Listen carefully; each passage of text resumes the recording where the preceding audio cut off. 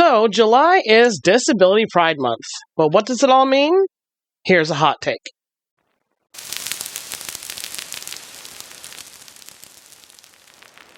Disability Pride Month is celebrated to mark the anniversary of the Americans with Disabilities Act of 1990, also called the ADA. This is a civil rights law that prohibits discrimination based on a disability. This is similar to the Civil Rights Act of 1964, which made discrimination based on race, religion, sex, national origin, and other characteristics illegal. However, unlike the Civil Rights Act, the ADA also requires employers to provide reasonable accommodations to employees with disabilities and imposes accessibility requirements like ramps and bathroom stalls in public facilities. This law was first drafted in 1986 by the National Council of Disability and introduced into the House and Senate in 1988. While the ADA initially received broad bipartisan support in the United States, it was opposed by corporations who argued the bill imposed costs on business. Excuse me for not feeling sympathy for wealthy corps who collect government welfare, but not to provide accommodations for customers. It was also opposed by evangelicals who oppose the protections for individuals with HIV. Because nothing says loving Christians like denigrating to people who are sick or disabled. It's like their big holy guy was a healer or anything, right? But also that opposition toward people with HIV was strictly because Christians at the time viewed AIDS and HIV as strictly a gay disease. Despite this opposition, the final version of the ADA was signed into law on July 26th of 1990 by then-President George H. Bush, which he had this to say, quote, "3 weeks ago, we celebrated our nation's Independence Day. Today, we're here to rejoice in and celebrate another Independence Day, one that is long overdue. With today's signing of the landmark Americans for Disabilities Act, every man, woman, and child with a disability can now pass through once closed doors into a bright new era of equality, independence, and freedom. As I look around at all these joyous faces, I remember clearly how many years of dedicated commitment have gone into making this historic new Civil Rights Act a reality. It's been the work of a true coalition, a strong and inspiring coalition of people who've shared both a dream and a passionate determination to make that dream come true. It's been a coalition of the finest spirit, a joining of Democrats and Republicans, of the legislative and executive branches, of federal and state agencies, of public officials and private citizens, of people with disabilities and without." Following the passing of the ADA into law, a Disability Pride Day was celebrated in Boston, Massachusetts that same year. The first Disability Pride Parade was hosted in Chicago in 2004, with as many as 1,500 people in attendance. As of 2024, statistics show that as many as 1 in 4 U.S. adults live with some form of a disability, and many celebrations now take place nationwide with inspiring stories to show what's possible with inclusion. Now, unfortunately, our channel is not yet eligible for YouTube giving fundraisers, so I'm including a link to the ARC down in the description of this video. The ARC is the largest national community-based organization advocating for and with people with intellectual and developmental disabilities, and serving them and their families. The ARC works to uphold a vision that every individual and family living with disabilities in the United States has access to the information, advocacy, and skills they need to support their full inclusion and participation in the community throughout their lifetimes. So please, follow the link to the ARC down in the description and donate today. Now, what is the Disability Pride Flag and what does it all mean? The original Disability Pride Flag was created in 2019 by writer Anne McGill, who has cerebral palsy. Cerebral palsy is a group of conditions that affect movement and posture. It's caused by damage that occurs in the developing brain, most often before birth. Symptoms appear during infancy or preschool years and vary from very mild to serious. Children with cerebral palsy may have exaggerated reflexes. The arms, legs, and trunk may appear floppy, or they may have stiff muscles, known as spasticity. Symptoms also can include irregular posture, movements that can't be controlled, a walk that is not steady, or some combination of these. Anne McGill created the flag to raise awareness as a symbol of solidarity, pride, and acceptance. The creation was motivated during the 20th century of the ADA, where the celebration was held in a basement on the grounds of an independent living center. God, that just sounds so degrading. That's no wonder. So the first flag was brightly colored with zigzag stripes over a black background. The zigzag represented how people with disabilities often left to maneuver around the boundaries they face with insufficient accommodations despite the ADA. So why was it changed to a more faded and muted design like the one behind me? As it turns out, that when viewed on a phone or device, the design prompted symptoms in people with visually triggering disabilities such as epilepsy, so McGill reached out to the rest of the disabled community for suggestions. She refined the visual elements with these suggestions, straightened the stripes, and muted the colors. The stripes were also reordered to accommodate people with red-green color blindness. For this reason, I've elected not to include the original design in my video, but it will be listed among my sources in the video description. Now satisfied with the design, McGill considered it a collaborative effort, saying the new design truly represents the community because the community came together to solve a problem. McGill has also waived her copyright and entered the flag into the public domain so that everyone is free to use and remix it. So what symbolism does this new design confer? The red stripe is for physical disabilities, anything from cerebral palsy to physically altering injuries. Injuries like this were all too common during the Middle Ages, and because of that, physical disabilities were a very visible part of medieval society.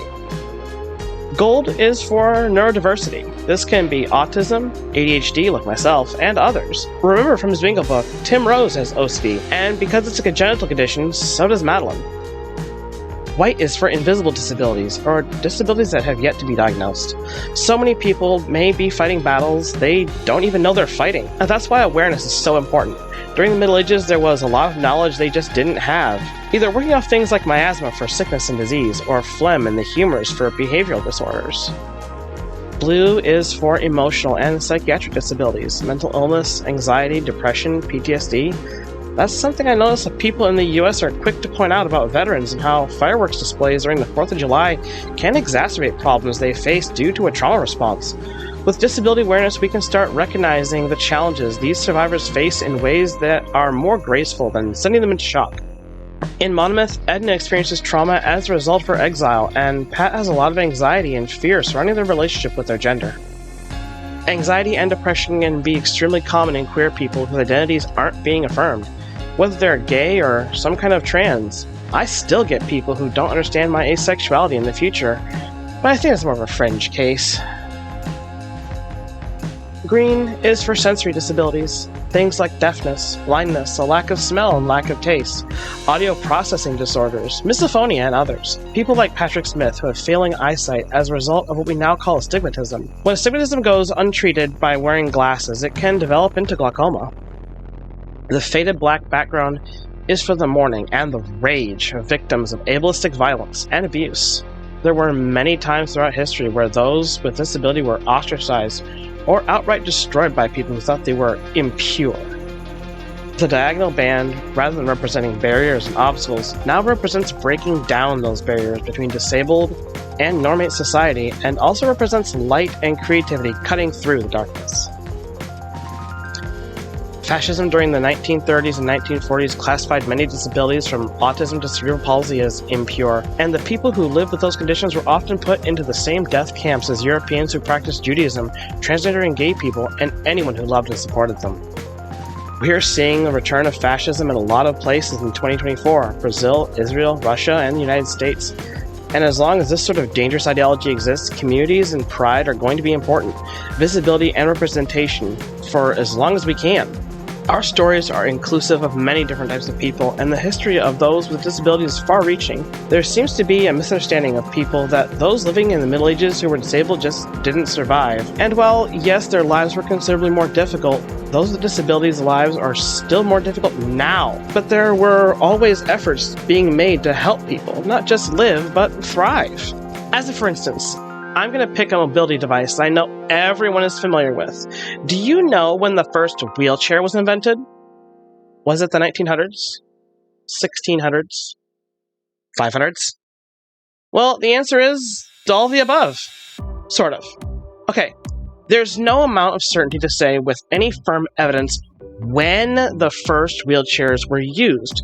We could safely assume, however, that some type of rolling mobility aid has existed since as long as accidents, illness, and humans and wheels have existed, possibly as long as 6,000 years ago. Wheelbarrows, for instance, were invented in China early in the Common Era and were certainly used for transporting disabled people. But the first specific evidence of a wheelchair can be seen in an engraving found in China dating back to 525 CE. However, it wouldn't be for another 1,000 years in the 1500s when an artist drew a sketch of Philip II of Spain seated in a chair made specifically as a mobility device. Now, this device had small wheels at the end of the chair legs, with a platform for the king to rest his feet, and also an adjustable backrest. King Philip's chair was not self-propelled though, so he still had to rely exclusively on his servants in order to move around. 80 years later, we saw another substantial jump in wheelchair technology with the self-propelled wheelchair invented by Stephen Farfler, a 22-year-old German watchmaker with paraplegia. Farfler's chair was a more stable design than its predecessors, mounted on a three-wheeled chassis with handles attached to both sides of the front wheel in order for him to propel himself. In 1783, 130 years after Farfler, John Dawson of Bath, 200 miles west of London, invented a wheelchair and named it after his hometown. This is because at the time, Bath was a popular spa town and many people with paraplegia traveled to bathe in the water of the spa. The Bath chair actually borrowed a lot from Farfler's design, having two large wheels in the back and a smaller wheel in the front. Occupants would steer the wheelchair by a stiff handle, and this design quickly outsold all other mobility devices for the first 30 or 40 years of the 19th century. Although it was said that Bath chairs were also horribly uncomfortable, many manufacturers made improvements as comfortability for disabled users became a vital factor in later wheelchair models. In 1869, a patent was taken out for a wheelchair that became the forerunner of wheelchairs today, with large wheels at the back that could be self-propelled. The only problem became things like getting stuck in mud or puddles. A second rim with smaller circumference was welded into the framework, and a few years later the design was refined to be less bulky with a more emphasis on comfort. And that's where we get to the wheelchairs we have today. Ever since the 20th century, many new developments have been made, movable arms and footrests and motors introduced by British engineers in 1916, but until 1932 wheelchairs were extremely difficult to both transport and store. An engineer named Harry Jennings came up with the idea of the tubular steel and folding frame that many of us are familiar with today. Jennings built the chair specifically for his friend Herbert Everest, who needed a wheelchair that he could transport by automobile. Together, they became the founders of Everest and Jennings, a company that became a virtual monopoly for the wheelchair industry for decades, something that even the U.S. Department of Justice took notice of and tried to charge the company with rigging the prices of wheelchairs. This case was decided by the Supreme Court in Garside v. Everest and Jennings in 1984. According to the court decision, the plaintiff failed to prove that the price of wheelchairs exceeded whatever such competitive market price may have been. The most important factor argued in favor of Everest and Jennings is that Garside was treating wheelchairs as fungible items, that they were identical in design and functionality without taking into account things like the grade of material used, differing durability, configuration, as well as public perception. And get this, according to the court case, they said, quote, "As defendant's counsel accurately observed in oral argument, plaintiff assumes that we can compare the highest priced Cadillac to the highest priced Toyota and conclude from there Cadillac is overcharging." That's an interesting assertion. I honestly don't know enough about different types of cars to say if that analogy makes sense, but it makes me beg the question, why then are things like ramps such a foreign concept to people? Accessibility aids to homes and public buildings are usually put in as an afterthought, and renovations can get expensive quickly. But thankfully, there are more and more contractors that are starting to plan for accessibility in new buildings, and in the future, every place should have this level of accessibility. That's amazing, and I think I know what many of you are thinking. Well, but Agni, in 500 years in the future, surely you guys have wiped out disabilities with technology. And to that I say, what, are you kidding me? Wiping out disabilities is, in a word, eugenics.